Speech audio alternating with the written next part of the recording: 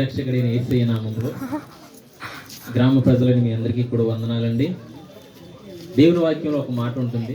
ఏంటా మాట అంటే, మార్గములో నిలిచి చూడుడి, పురాతన మార్గమును గురించి విచారించుడి, మేలు కలుగు మార్గం ఏదని తెలుసుకొని అందులో నడువుడి, అప్పుడు మీకు సమాధానం కలుగుతుంది, నెమ్మది కలుగుతుందని దేవుని లేఖనంలో సెలవిస్తుంది అన్నమాట అండి. ఒకానొక సమయంలోని ఒక ముసలాయన్ని, ఒక తాతయ్య గారిని, తాతయ్య గారు మీరు ప్రభువైన యేసుక్రీస్తు మీరు విశ్వాసం ఉంచండి, మీరు నిత్య రాజ్యానికి మీరు వెళ్తారన్నప్పుడు ఆయన అంటాడు కదా, నా కాలం అయిపోయింది కదా, ఇంక నేను ఎక్కడికి పోతే ఏంటి అని చెప్పి ఆయన నాకు సమాధానం ఇచ్చాడు అనమాట. అయితే దేవుని యొక్క ప్రణాళిక ఎలా ఉందంటే, నీవు కానీ నేను కానీ ఏ ఒక్కరైనప్పటికీ కూడా తల్లి గర్భమందు రూపింపబడక మునిపే, అంటే ఈ జగత్తులోకి నువ్వు రాకమునిపే, జగత్ పునాది వేయబడక ముందే ప్రతి ఒక్కరి పైన, అంటే తల్లి కడుపులో ప్రారంభం నుంచి ముదిమిలో తన యొక్క కాళ్ళు, నేను కాటికి కాళ్ళు చాపు కూర్చున్నాను అంటారు చూసారా, అటువంటి ముసలివారి వరకు కూడా దేవుని యొక్క ప్రణాళిక ఉందన్నమాట. ఎందుకంటే ప్రతి ఒక్క మానవుల్లో కూడా ప్రాణము, ఆత్మ, శరీరం అనేవి ఈ మూడు కూడా త్రిత్వం కలిగి ఉంటాయన్నమాట. అయితే మానవ యొక్క జీవితంలో ఈ యొక్క శరీరానికి మొట్టమొదటిగా చిన్నతనం మొదలుకొని వృద్ధాప్యం వరకు కూడా దానికంటూ ఒక మ్యానుఫ్యాక్చరింగ్ అండ్ ఎక్స్పైరీ డేట్ బయట వాటికి ఎలా అయితే ఉంటాయో అలా మానవ జీవితానికి కాలం అయిపోయినప్పుడు అతను వెళ్ళిపోవలసి ఉంటుంది అనమాట. అయితే ఆత్మకైతే మట్టికి ఎటువంటి వ్యత్యాసం లేదనమాట అండి. అది ఎలా అంటే, ఈ లోకంలో మానవ శరీరం ఉన్నంత కాలం కూడా ఎవరైతే మనం నిర్మించారో, ఎవరైతే సృష్టికర్త ఉన్నారో ఆయనకి మనకు మధ్య ఉన్నటువంటి ఎడబాటు ఏంటో తెలుసుకొని ఆత్మ ఈ శరీరాన్ని విడిచిపెట్టినప్పుడు ఆ పుణ్యలోకంలోకి, అంటే ఎవరైతే మనం నిర్మించారో ఆ సృష్టికర్త దగ్గరికి ఆత్మ వెళ్లాల్సింది అనమాట. ఎందుకంటే మానవుని యొక్క ఆత్మ యెహోవా పెట్టిన దీపమని చెప్పబడుతుంది అన్నమాట. ఈ దేవుడు మన యొక్క శరీరంలోనికి తన ఆత్మని మనకు ప్రవేశింపచేశాడు అనమాట. అప్పుడు ఈ యొక్క నిశ్చేష్టంగా ఉన్నటువంటి ఈ ఘటము, ఈ శరీరము నిలవబడి చలించడం ప్రారంభించింది అనమాట. అదే విధంగా దేవునితో సహవాసం ఈ మానవుడు కాదనుకొని దేవుడిచ్చినటువంటి ఆ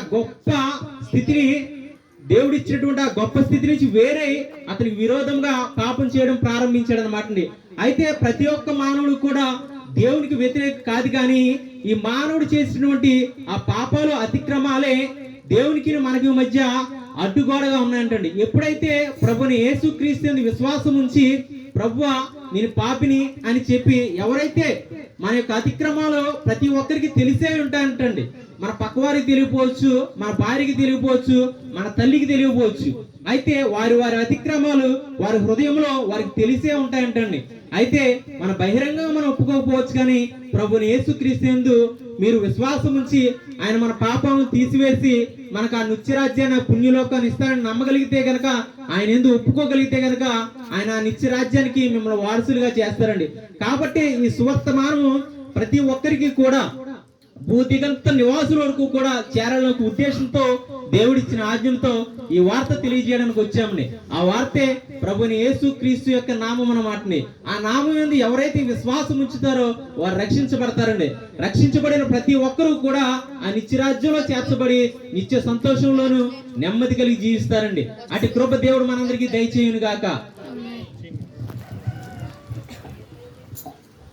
స్తోత్రం ప్రభా, స్తోత్రం స్తోత్రం. కృపగల తండ్రి, మహిమగల దేవా, నాయన ప్రభా దేవా, ఈ సాయంకాల సమయంలో ఈ అప్పనపేట గ్రామాన్ని ప్రేమించి ప్రభా దేవా, నేను ఈ సువార్త ప్రకటించడానికి తండ్రి నాయన వాతావరణాన్ని నీ ఆధీనంలో ఉంచినందుకు నీకు స్తోత్రాలు తండ్రి ప్రభా దేవా. గొప్ప దేవా, కనికరం గల తండ్రి నాయన ప్రభా, నిత్య రాజ్యం నీ వద్దే ఉందని, సృష్టించిన వాడు నువ్వేనని ప్రభా తెలియజేశారు ప్రభా. తండ్రి నాయన ప్రభా, ఈ మాటలు తండ్రి నాయన ప్రతి ఒక్కరూ తండ్రి నాయన ఆలోచింపజేసే శక్తి దయచే తండ్రి నాయన. ఆలోచించి తండ్రి నాయన ప్రభా, ఏది నిత్యరాజ్యం చేస్తారో తండ్రి నాయన, ఈ సృష్టి కాదు సృష్టిని పూజించడం కాదు, నేను సృష్టి అయిన కర్తను పూజించి తండ్రి నాయన ప్రభా దేవా, ఇదిగో తండ్రి నాయన నేను నిత్యరాజ్యం పొందటానికి తండ్రి నాయన ప్రతి ఒక్కరు అర్హులు అవటానికి తండ్రి నాయన ప్రభా, ఈ అంచు దినాల్లో తండ్రి నాయన ప్రవాహంలాగా వచ్చి నన్ను సెలవు ఇచ్చావు ప్రభా.